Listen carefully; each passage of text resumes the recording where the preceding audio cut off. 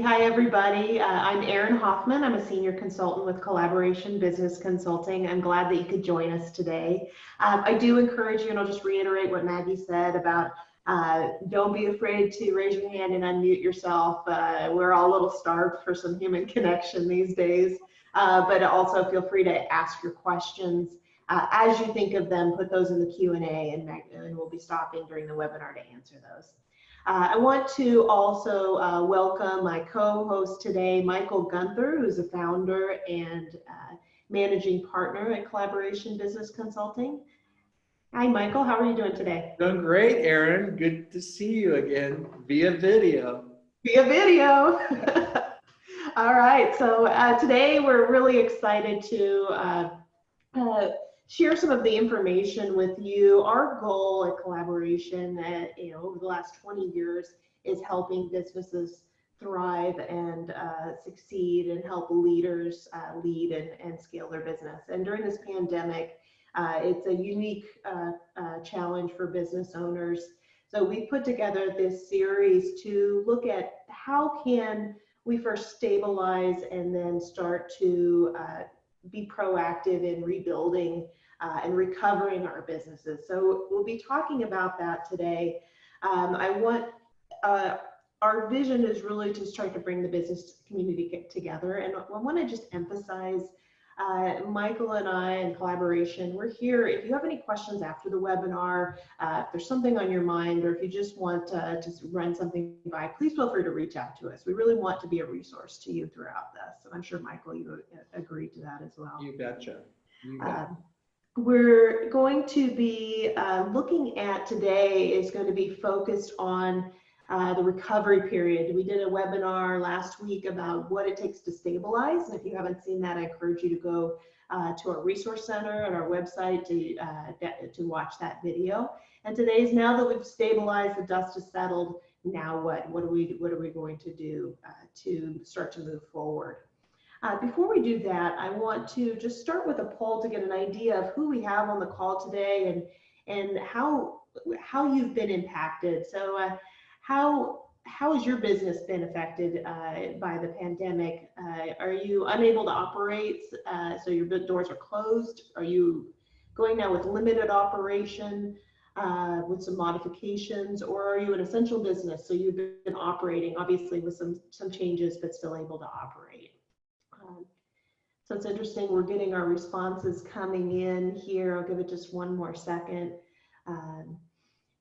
It looks like, actually this is really great news, Michael. We have, nobody is responding that they're completely unable to operate, which is heartening. I think business owners are some of the most creative, innovative bunch.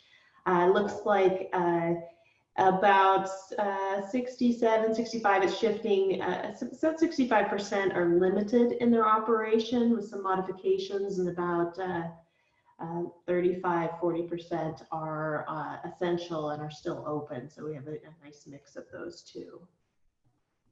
Great. Yeah, it looks like about 2/3 to 1/3. So I saw a chat also that they're essential, but they're limiting operations too. So they may have gone to the limited operations, even though they are essential. Great. So as we jump in with the stages of the stages that businesses are facing, Michael, do you want to review kind of what it looks like as we start to when business owners are hit by the pandemic and the stages that they're going to be going through? Yeah, you bet. As all of you know, over the last, we're 8 weeks down here on the Central Coast, and mostly for California as well. The Bay Area is a little ahead of us. But the dust is beginning to settle a little bit. There's going to be more dust kicked up every time we go to the next stage of reopening. What does it look like? We have many clients who are beginning to also have to deal with reopening limitedly, in a limited fashion. And what does that look like from a liability standpoint, a safety standpoint? But when you think of crisis and crisis management, there's actually 3 stages. And the first one is really stabilization. And as Erin mentioned, that was our webinar last week. And what do you need to stabilize? What do you need to just get a strong foundation, to understand what's going on and move forward. The next stage that we're going to talk about today is really about recovery. And my hunch is that this is going to be an ongoing process for all of us, and that as this crisis continues to unfold, and if you're paying attention to any of the economic news, this is going to be a long recovery. They're saying it's going to be at least 2 years before we even get down to 6.5% unemployment, which is still higher than where we were when we started this. And that major companies are beginning to lay off folks as well, and that's just beginning. And so you can imagine this crisis of ours that we're living in right now. We're stabilized now, but the recovery phase is really going to be about what do we need to do to be agile and moving forward, and what refinement we need to do to operate in what we call in the new normal. Next phase is going to be thrive, and it's interesting. Some people right now that are essential businesses are really busy. I've spoken to many of those folks, and they're more concerned about the future is going to look like. They're busy with current contracts and current engagements, and some of them are concerned about later this year, the beginning of next year, as some of those projects come to close. And so the thriving is going to be an interesting phase for us to get to, and if we get to it. My hunch is, as we go through the stabilization and recovery phases, we may have to keep going back and forth between these two as new challenges are coming our way, and new potential lockdowns in the fall. We're already seeing this around the world as South Korea, China, they started to open up. They're now getting new peaks of infection. So that's impacting them as well. And so our goal today is going to be to focus on the thrive, or I'm sorry, I wish it was thriving. We're going to focus on recovery. And recovery is going to be a good time creatively for business owners, because it is a time to rethink our businesses, where stabilization is just trying to get our footing on the ground. So Aaron, I'll let you kind of talk about how that we're going to walk through the structure of looking at recovery. Absolutely. And recovery is so much about innovation, and that's what I love. I was just having a conversation with a CPA friend of mine, and he said, boy, I just love seeing all the innovation of these business owners and what they're coming up with and new ways to do business. And I just really admire everybody's efforts and what they're doing. So a lot of what we talk about today is how to innovate and get creative. This is one tool that I want to impart to you, and this, for no matter where your business is at and what you're facing, this tool is one of the core areas that collaboration uses as we assess businesses and help them work through problems and thrive. And the way that we look at any business is we call the scalable growth model. And there are 3 main areas that you should always be paying special attention to as a business owner, and really evaluating and making improvements and innovations. That first one's methodical growth. This is all your sales and marketing, how you're bringing business in, how you're communicating with your customers. So today we're going to be walking through each of these 3 areas and giving you some ideas. And then eventually after the webinar, you'll be getting a handout with a checklist of things that you can be thinking about as a business owner that you may be needing to do as you start to recover. The second area is infrastructure. And we look at the intentional infrastructure of the business. So anything from what is the vision, the culture of the business, but also down to the finances and the process and operations and procedures. And as operations and the way we deliver our products and services has changed, there's been a lot of changes in the process in the intentional infrastructure. And then the third area that we look at, comes from the top, and it comes from leadership. This is the owners and executive leadership, and also the management team if your business has one. And what you need to be doing as a leader to get your team through this, to move your business forward. To also today be talking about what those areas are, and in the handout that you'll receive after the webinar, that checklist that you can go through. Michael, anything else you would add to that? No, I think that's great. And what we're going to do is move forward now and just give you some ideas. I think, again, we're going to have a workbook sent to you that you can work on this with you and your team. I think the first thing really looking at is methodical growth is sales is a science, and marketing, there's a science. There's definitely an art to it. And whether you're fully booked right now or whether you're trying to get new business in and rethink how you're doing your business, I think it's going to be really rethinking your customer profiles. And customer profiles is your demographics, your psychographics, which are your buying behaviors, and then also the pain points that you're going to be solving for your clients. My hunch is your clients' pain points are going to be changing, and their needs are going to change. And whether you have a restaurant and the needs of the clients coming in, safety is going to, and sanitation are going to be big concerns for theirs. So how can you have a packed restaurant and deal with those issues? Or whether you're a construction company and really looking at who are the folks that are going to be spending money at the end of this year in 2021 and 22 moving ahead. There's a lot of talk of infrastructure dollars coming from the government, but we don't know if that's coming, just based on our current debt loads and our economic time. In addition, I think refining your customer profiles and rethinking who you're going after is going to be a critical step. And then we've talked about this a lot, and I'm working with a group of CEOs up in the Bay Area, and it is amazing as they begin to do this and they reach out to clients or begin to understand the needs are definitely changing. And people also are expecting better pricing right now. And so the profiles might also change your pricing. The next item, go ahead, Erin. Sorry to jump in, Michael, but I think it's so important what you just said, and I want to emphasize that is talk to your customers, talk to your existing clients, do those reach outs, see what they're going through, because we can try to guess what their needs and their buying behaviors are, but until you have those conversations, I think it will really shine some light on what's going to change and what potential opportunities there might be in the future. Yeah, even if you're like a winery, you might, I was on a call last week with about 20 wineries trying to figure out how to reopen. And, part of it is maybe reach out to your top wine club members or survey your wine club members.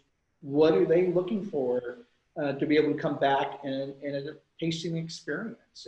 Maybe they have some different needs or ideas that you haven't thought of yet, or what are they willing to do from a safety standpoint that you may not know that they're willing to do. So it is getting that feedback and surveying your customers, reaching out to them. The next area here is marketing resource allocation, I call it.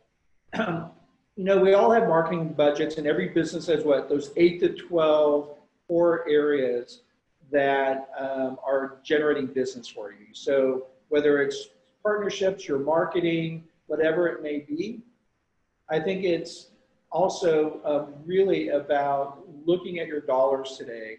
How are you going to spend it wisely? I think a lot of people are spending wasted dollars right now because their customers have changed or the customer needs have changed. And I think that resource allocation, during down times, a lot of times people are trying to cut marketing budgets when in theory, you may need to increase your marketing budget, but do it more wisely of how you're spending those dollars as well. And so I think it's redesigning and doing that quarterly. And don't make it an annual marketing budget. I'd be managing that on a quarterly basis. Exploring new methods of lead generation, it's interesting. We think people still are holding money, and they are. Savings is up, people aren't spending. Consumer confidence is down in the 70s. There's a 100-point index. Anything over 100 is positive for the economy, anything under, and it just took a dove to about 71.8, I think. And so people think there aren't new business opportunities out there. Well, there are. We still have 80% of the population working, even though we have high unemployment. You just need to explore differently. I think of the last recession, there were so many businesses that hadn't had to do lead generation activities effectively because they were so busy. They had so much business already coming in. And so I think you're going to have to really explore what are the right ways to get in front of the right audience to get new types of leads. The other thing is we talked about focus on existing customers. If you have any current customers that are currently purchasing from you, are there new needs or opportunities to grow those opportunities with them? whether it's wineries, whether it's construction opportunities, whether it's professional services. What can you be doing to maybe expand your offerings to them? Maybe there's some new needs that they have that you haven't thought about before. And strategic partner relationships, I work with a chiropractic group up in the Bay Area. You imagine safety is concerned from theirs. They started to form some strategic partnerships with some orthopedic surgeons and actually going to the surgeons' offices to perform the chiropractor services. And it was just been new strategic partnerships, a new way of delivering their product and service. So who are those strategic partners, which I consider lead generators for your business?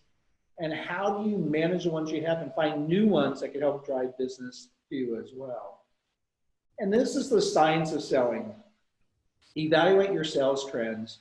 What new leads are you getting in? What new opportunities? We have a food manufacturer up in the Bay Area that wholesale was their biggest business, and their wholesale product has just died because they were in the bins where you go and pick the food yourself, the item yourself. So they had to do all new packaging and realized that they were getting all these new leads online. Their online business has tripled. It's not matching wholesale. Their margins are better.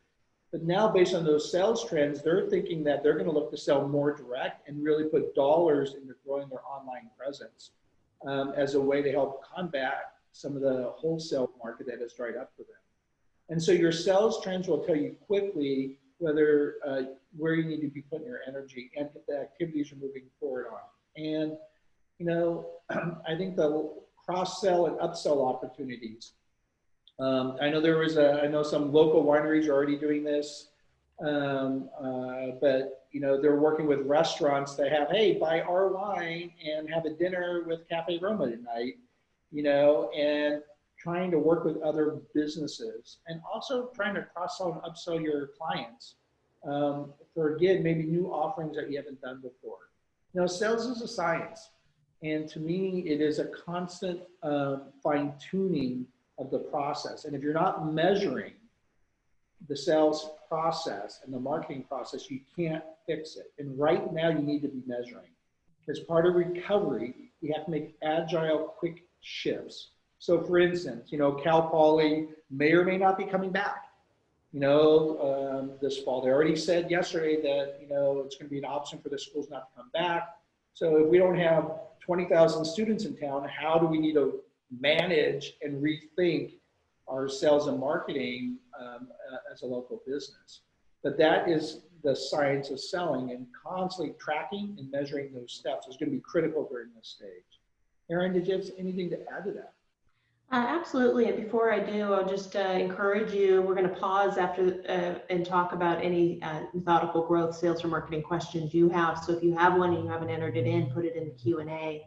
One observation that I've had, I work with a customer that has a sales team, and they have multiple locations, ranging from North County down into Santa Barbara County. And being able to bring those sales folks that are frontline and hearing what their customers are saying, what are they concerned about, what's their price threshold, all of those things has been really important for them to start to get the information they need and be able to start to measure some of the things. What do we offer? What do we need to change? What do we need to change the messaging? It is so important that the messaging doesn't just stop, that the marketing stops. Your customers need to hear from you, but they're going to need to hear a different message in order to, it has to hit what they're looking for right now. Well, it's interesting too, if you have a bunch of your clients are suffering too, like their businesses are suffering, or they have issues going on with employees or whatever, you got to be cautious of your sales message too, because you have to be empathetic that they have these other pressures going on as you're trying to maybe promote a product or service to them. They need, so your messaging is going to need to tweak based on the current economic challenges going on for most business owners right now. Mm-hmm. There's a question here. Maggie, we're going to pop. Yeah, I have a question for you from one of the participants. What are things that we should be doing now that the dust is settling? Well, now the dust is settling, I call, we all talk about working our business time and on sales. I think you should be spending probably, I don't care if you're an essential business or a business that's shut down, you and your team should be spending about 30 to 40% of their time revising and assessing how to rebuild your marketplace for now and in the future. And that includes watching and studying trends going on in the marketplace, in your industry. Assume the worst and work backwards from there. It is going to be a rough ride, and I really, I tend to be optimistic, but at the same time, it's going to be a rough ride. And I think if your team is spending 30, 40% of their time rethinking our clients, rethinking our services, are there some new things we could be doing? Do we need to shift to online selling, putting our resources there? Are there new marketplaces we should be looking at? And so to me, it's spend the time, but then plan, assess, revise. So plan, assess, revise. PAR, plan, assess how it's working, and then revise. And I think it's that agility that's going to have to happen. And I think that cycle is even condensed because things are still changing and so quickly that the plan, assess, revise is happening sometimes, day by day or week by week. Another thing that I would encourage to that question, Maggie, is I have been so impressed with the business community. So find like-minded business owners, especially in your industry. Seek out connections in your industry. See what they're doing. People are willing to share their ideas, what's working, what's not working. I think, and be also willing to give and share your own experiences. I think also reaching out to those trusted partners and advisors, whether it's your HR person, your finance, CPA, legal, business consulting. Don't be afraid to reach out to those folks as well. I don't feel like you're on an island trying to figure this out. Yeah, don't go it alone. There's too much to figure out by yourself. So I have another question, and first I just want to remind everybody, please utilize the Q&A feature at the bottom of your screen for any formal questions, but through chat we will definitely get to those as well. But Michael, you mentioned research trends that are happening in your industry. What resources are you looking at for this type of information, or what recommendations do you have? That's great. Yeah, it's hard to separate the noise from everything else out there. And but I can tell you there is so much great information out there, but you need to know where to look. So a couple of things I would recommend if you don't. Now, some of this may sound boring to some of you, but it's actually not. If you're a business owner and want to learn what's happening, there's some great resources. The Economist is a weekly magazine. They're based in London, but they always have some really great, well-researched articles on the economy, what's going on. They're typically non-biased, even looking at the United States. They don't care which party, they'll go after whoever if there's some things happening. But I would encourage the Economist magazine.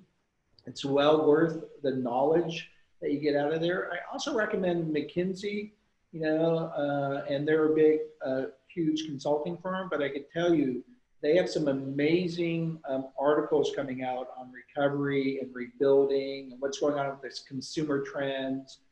And I think as leaders, we need to keep up on that. And the other thing I would just recommend is Barron, Forbes, and Bloomberg. Just sign up for the newsletter alerts. Those three are bringing some financial knowledge and news and perspective.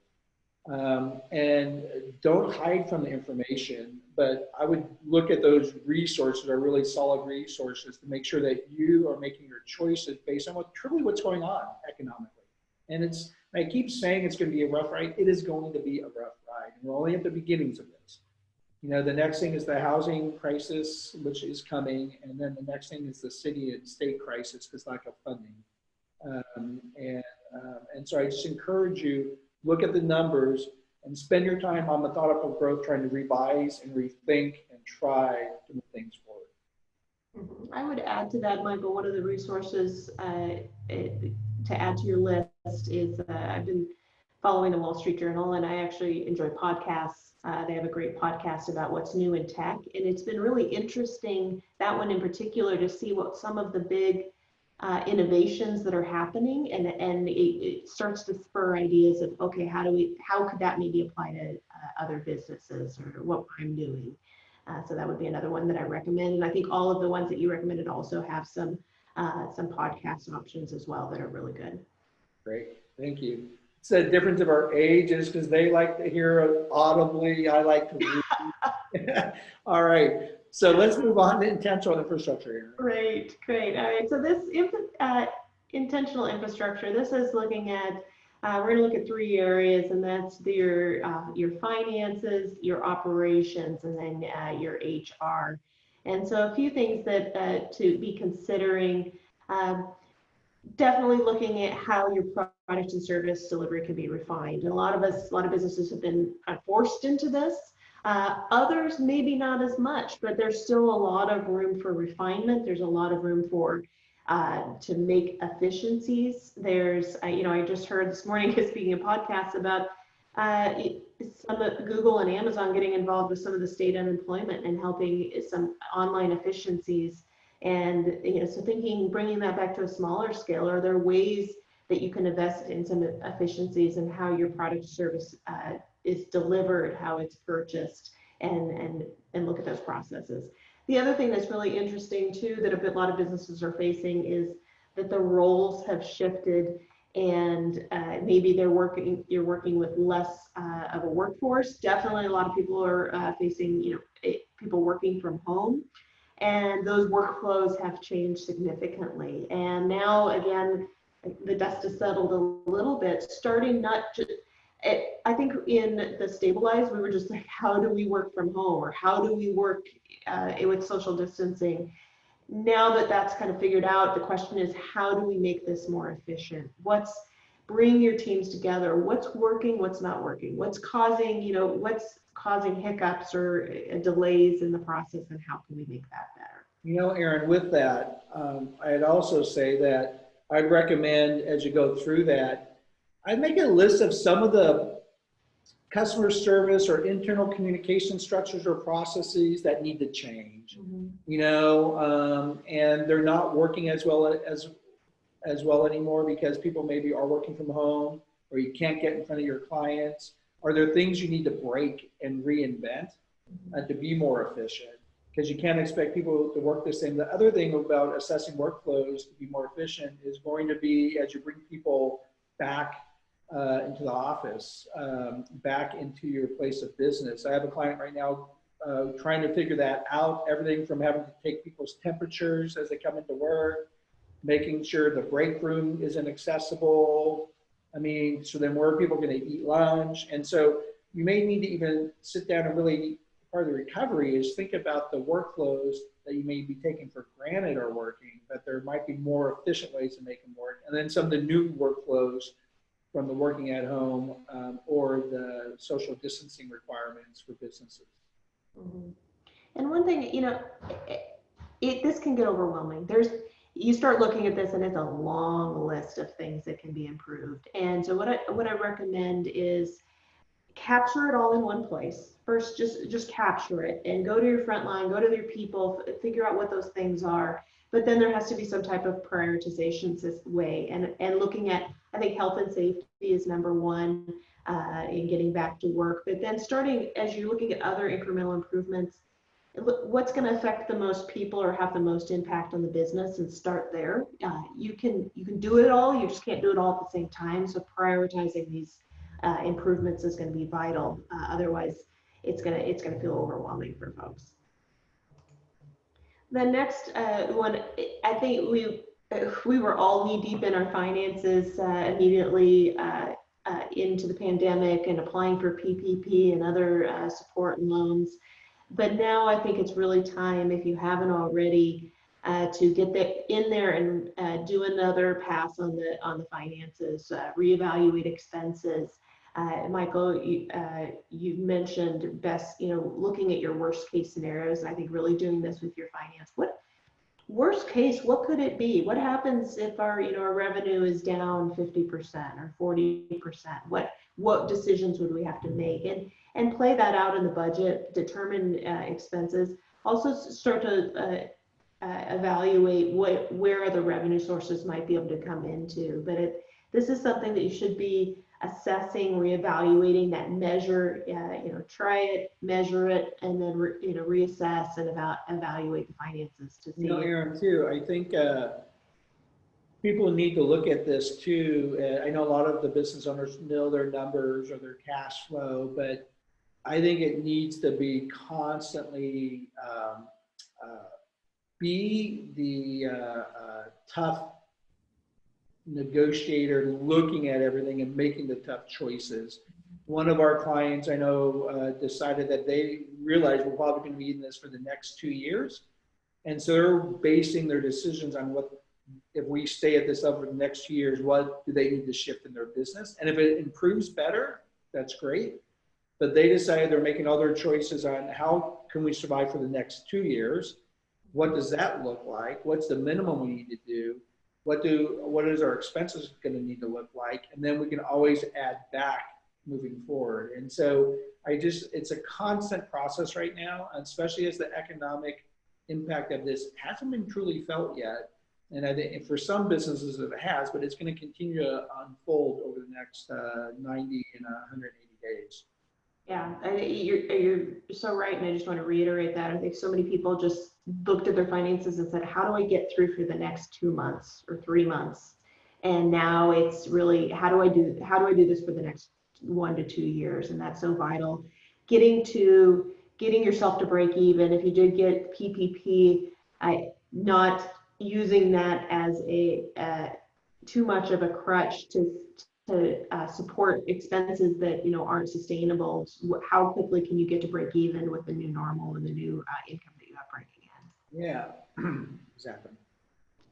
Which goes then to really enhance forecasting and cash flow management. I know all business owners are watching cash really tight right now, but this is an opportunity to really start to refine that cash flow reporting, understand the cash that you have coming in and out, and starting to forecast. And that should be done on a weekly basis, if not more, depending on where you're at. There's some decisions now about rehiring or outsourcing. Some of the initial hard decisions were made, or maybe people were temporarily laid off, and business owners are faced with decisions of, boy, who do we rehire? Do we rehire everybody? And I think that's by doing that budget exercise and looking for the long term, the 1 to 2 years, that may help bring light to what your business can sustain, and knowing it, specifically here in SLO County with the university and some other changes, that it's going to be a while before we get back to that norm. So every business is a little different. Look for opportunities. You might be able to outsource certain functions that you didn't before. That might be an opportunity to also. Aaron, part of this, I think, businesses, as we talk about your methodical growth and how you might need to change your energy going into finding new business and marketing. The other piece of this is how, if you're changing workflows, can you bring in technology or outsource some of those functions and rehire?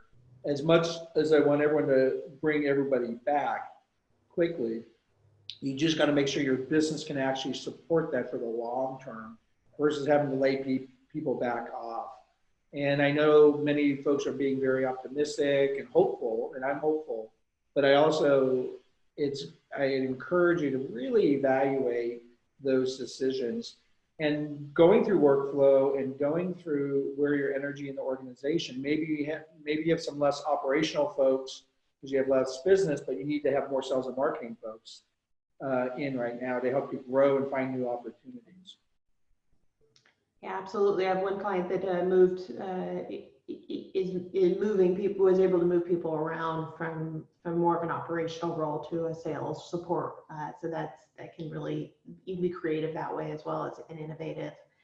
And we talked also with workflows, with the remote working needs and plan to bring your employees back. I think this is really also hitting home for a lot of business owners that have employees that have children that are in school age. So there's going to be some new needs that those employees have, and starting to really evaluate what is the plan. Michael was telling me Twitter's announcement of they're going to stay at a work from home model. I think they said indefinitely. So there's it really looking and being innovative on how can you change the way that you work. Hey, Erin, I have a question for you. With everything going digital, how is it going to affect businesses which rely heavily on face-to-face networking, connections, and relationships? That's a really good question. I think we're still need that human connection, and I don't think that that's going to go away. I think that we may find, we've already found creative ways to do it. The online happy hour is an example of that. I know that our local chamber is starting to look at doing some online virtual mixers, so that it may look a little different. I feel confident that those relationships and that face-to-face interaction will come back. It's human nature. But for the time being, find ways that you can do it, maybe by phone, making personal reach outs. I can't tell you how important, and thankful some people have been that taken the time to reach out. So I really emphasize that right now. I also, part of it is going to, because face-to-face networking, trade shows, having coffee with folks isn't happening. And, it might even, if you're a chamber member or an organization member, maybe you just start going through the online directory online and calling folks up or emailing and introducing yourself and getting to meet people that way. Again, the activities still have to happen, but they may look different on how you implement those activities. And so I think there's just some different strategies that you could do along that as well. I think that ideal client profile goes back to or your ideal strategic partner, knowing who those folks are, because then you can really target those efforts because it's going to be very one-on-one. Yeah, exactly. And it might go back to some of the old things. You might end up doing mailings to target demographics, kind of old school things, right? So we might end up doing handwritten notes or flyers that get mailed to certain, customers or things like that, just to kind of stand out. Yeah. Any other questions, Maggie? Yeah, you started answering the next one, but for single proprietors in particular, additional ideas of how to reach your target demographics in a new fashion. Great one. I definitely can't emphasize enough those strategic partner relationships. So who else it has a complementary business or service that reaches those same types of individuals, and how can you start to collaborate and build a relationship with those folks? I know one business that a sole proprietor, he did a lot of business with attorneys. So just thinking, okay, who else interacts with attorneys, and how can I, who else can send me those introductions and leads? So that's, I think, thinking about your strategic partners very carefully and building a trusted relationship with them. Yeah, it gets back to your ideal client profile, right? And I have a group I'm working with right now, and they found out a lot of their customers were older attorneys. And so now they're targeting law firms and offering to do some free education programs on various professional services. And so they now are doing Zoom meetings and doing it differently, where before they used to meet them at networking events. And so I think it is going to get clear on who you're targeting and have them get really specific on that client profile from earlier. So the next phase is really about collaborative leadership. Leadership, I think, is hard, right? Because we're expected to have all the answers, and we're the leader. So we're supposed to know where we're going, what's happening, and how to respond to things. And so I would really encourage you as the recovery phase, in stabilization phase, we've had a lot of clients reaching out to employees daily, or they're having company meetings on a weekly basis. I would encourage you to maintain some of those structures, but it may shift on what you're focused on. And so it might be with your employees having a regular communication, but it might be taking this month, let's find 2 new ways to get in front of our clients. And everyone's focused on some specific activity. I also think with your vendors, I would really make sure that you're letting people know where you are in your process and to find out where they are as well. In terms of getting feedback too, I might recommend trying to do some new ways of getting employee feedback. You might try some online surveys. They're working at home. What's working? What are they missing most about not being in the office? What are they missing least? So that even when you come back, maybe there's things you can change differently. It might be asking things that they may be struggling with that you may not be aware of. What type of feedback? Are there things they wish you'd be talking to them about that you're not? So I'd make sure you're creating a good feedback loop. And maybe do a poll one week, do a 2-question survey the next week. Get them engaged in thinking about the business and improving the business and getting to recovery, and that you're trying to figure out how to best manage through that.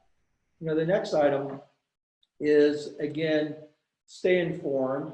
Lean on your trusted advisors, whether it's your consultants, lawyers, CPAs, people within your industry, your peer group within your industry. Some of those resources we talked about earlier. Stay informed. I think it's so critical right now for business owners. A lot of them are working harder than they have in a long time. They feel like they're doing more calls and meetings than they ever have.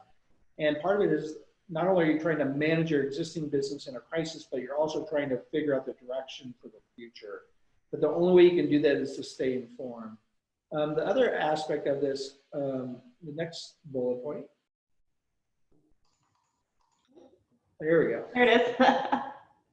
Refine your vision and direction for the next 12 months. You know, when we're in the stabilization phase, we talk about looking out for the next 30, 60 days, and our financials, we still need to be doing that. But I think it's about really now thinking about what does the next 12 months really look like? How can I refine where we want to go and where we want to focus on as we move forward? I think employees in crisis want to know what the game plan is. Even if you tell them that the game plan may change, and that we may have to go in a different direction, but they need direction. Think about, I don't know about yourself, but I feel like even in our state right now, when Newsom says we're going to be locked down for indefinite, well, that's not direction to me. If he says, hey, if these things happen, we're going to move to this phase. If these things happen, we'll move to this phase. People need direction.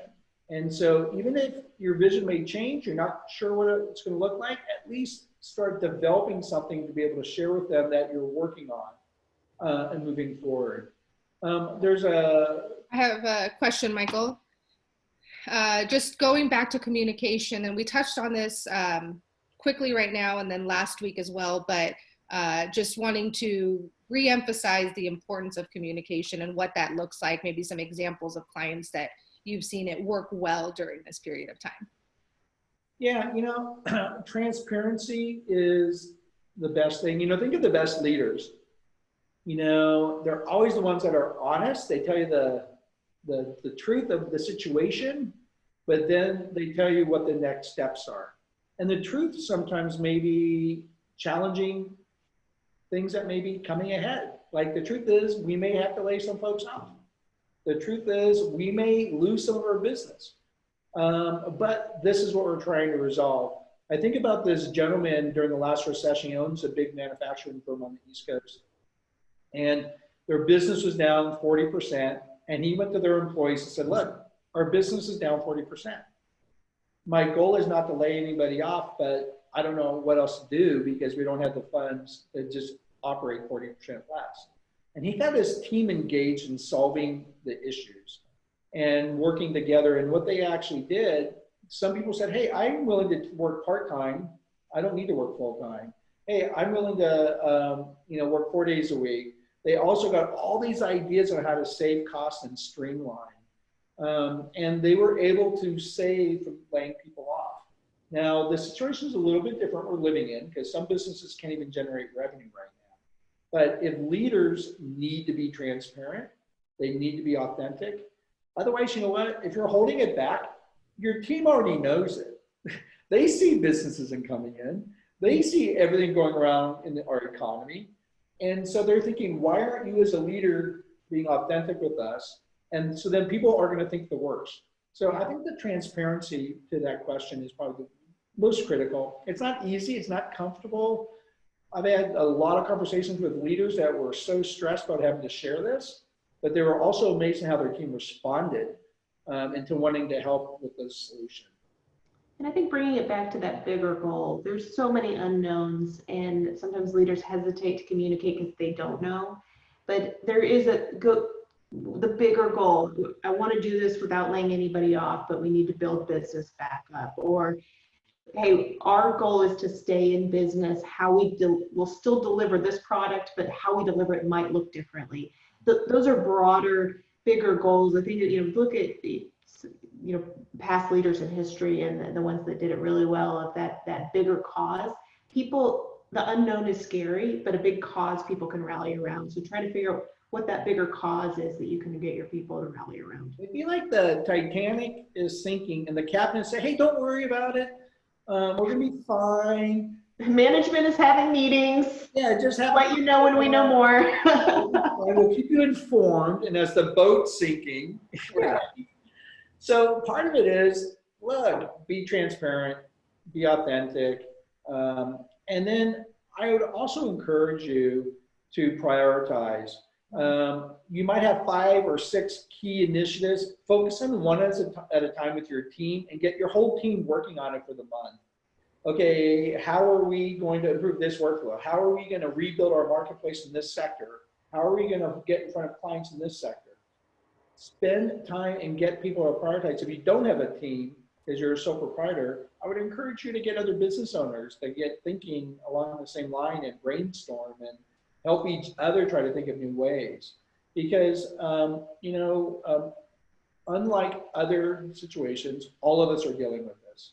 Every business, we're dealing with it, a collaboration. We've constantly having conversations about, gosh, how are services going to be delivered differently? We're used to classrooms, or we're used to one-on-one meetings with folks, and people are going to look differently at what their needs are, and we're going to have to look differently. So we've been fine-tuning what we're doing.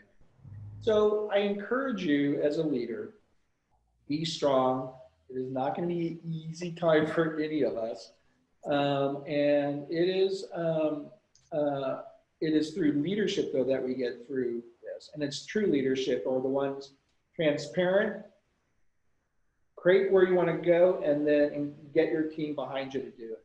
Leadership is about getting others to support your goal and moving forward. And if you're not clear, even on the goal for next month or the goal by the end of the year, it's going to be hard for people to have stability in their work as well. So part of recovery is get your plan, tell them it may shift next month based on everything else going on, but get your team focused on one thing of moving the business forward and moving ahead.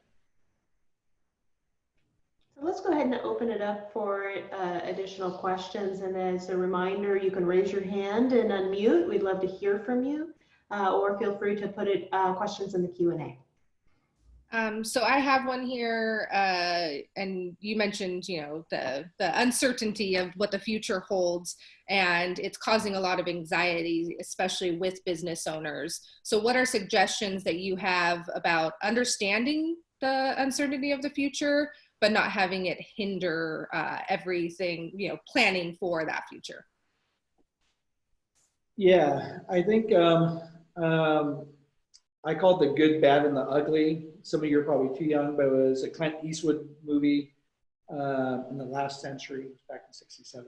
But, I think own your anxiety and move forward. And then on top of that, own the ugly being, understand the ugly, which is our current situation. The bad is that you might have to make some tough decisions and move things forward. And the good is ensuring by making those tough decisions, you're going to be able to survive, recover, and hopefully get back to thriving. So I think it goes back to staying informed and making choices on your business quickly and doing that. I hear there's a question here. How do we get innovative? I tried getting my team to be innovative, but with no success. Have you ever had Aaron say, hey, be innovative? I need to be more innovative now. How can we better serve our clients? Let's think about that now. And so innovation is a process. And I think a lot of times people are expecting people to be quick. And right now there's a lot of people quickly looking for innovative ways to serve their customers. But how is that going to survive? And so innovation, it's a process. There's a great book called The Questions Are the Answers. It's by MIT gentleman who runs the Leadership Center at MIT. But it's about asking questions that you're trying to solve and get the team focused on trying to figure out all the stuff they need to know to solve that question. And so, focus again on one area and give people time to evaluate and share thoughts and ideas. Don't shoot down ideas like they're not going to work, because one idea may lead to another. And then ideas that are implemented, innovation are ideas that are implemented. I don't know about you, but I know a lot of business owners have a lot of ideas of things they could be working on and things they could be doing, but they're not implementing them. And so that's not innovation. Innovation is, I have this idea, let's get this work, and let's move this forward. And getting the team comfortable enough that they can share thoughts and ideas as well. Michael, on that, you mentioned the book, Questions Are the Answers. Any other suggestions of things to read timely with what's going on in the world right now? Yeah, that's a great question. I think Questions Are the Answers, I think, is a great one for innovation. If you haven't read The Infinite Game, I mentioned this before, by Simon Sinek, and he talks about, or if you're in this for the long haul, and the decisions you make today may be think differently, because in the long haul, you might have to make tougher cuts now or make different choices now, but knowing that you can change later on and not making short-term choices right now. So I think that's a great book. I also, think some of the classics like the Execution, that isn't about like getting executed. Execution is the art of getting things done. I believe that was Drucker who wrote that, but it really talks about having emotional fortitude and putting the emotions aside and looking at things factual to get things moving forward. Because the ones that are going to survive and thrive are ones that are open, transparent, putting together, I'm in this for the long haul, and then what do I need to do to shift myself and my team, and actions we need to take now moving ahead. And those that wait to make choices and because they're too emotional to make those choices are the ones that are going to have a harder time recovering. And that's what I like about the Execution. It talks about this emotional fortitude and moving ahead. So those would be some quick ones off the top of my head. Aaron, I don't know if you have any. Yeah, no, I think that those are all, I back you up on recommending those. One resource too that we'll provide, just to answer one of the questions of the specific actions. It is hard to give very specific advice because we have such a diverse mix of businesses, but we will be sending out a checklist around of items specific to the scalable growth model that you can go through, and that checklist of areas that you need to focus on. And in that worksheet, it then brings it down to what are your top priorities? What are the things you're going to focus on right now? So that's a tool to help organize your thinking, to have a very specific checklist of items to look at. Just as a quick question and a poll to the group, of the scalable growth model, so it's the business growth, infrastructure, and leadership, where do you feel like you want to focus on right now after listening today? What's the one area that you really stood out of an area of focus that you would like to make?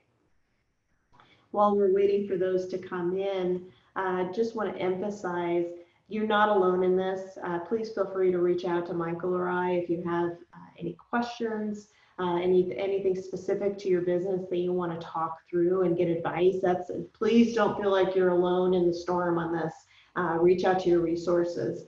We've been really shifting the way we deliver our model, and a lot of that is making it into more bite-sized, one-on-one, it just individual calls, which we're happy to do, just to chat with you for free. Feel free to reach out.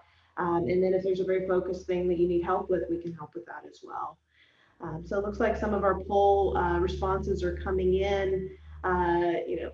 46 infrastructure, 46 growth, and about 8% leadership. So it's a mix between that growth and infrastructure right now that we're really trying to focus on. Well, as we wrap up, Erin and I and Maggie and the rest of the collaboration team would like to thank everybody for taking time today. We want to be a resource if you have questions or other things that come up. These webinars will be available on our website as well. We'll be sending a workbook to those who attended today. Our website also has resource center with other webinars, white papers, ideas on how to move forward in this economy. So feel free to check those out. And if you, again, as Erin said, we'd love to be a resource for you or anyone else that you think that might be need help, or at least someone to talk to about how to get from stabilization to get to recovery to eventually get back to thriving. So thanks for your time, everybody. Erin did a great job. Thank you for leading this today. Well, thank you. It's been a nice conversation. For sure. And everybody stay safe and keep at it.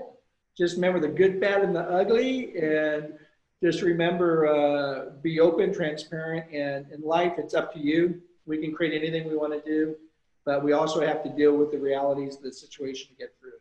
And these tougher times will make us stronger leaders and businesses, and I'm confident of that. So have a great day, and we look forward to talking to you soon. Thank you.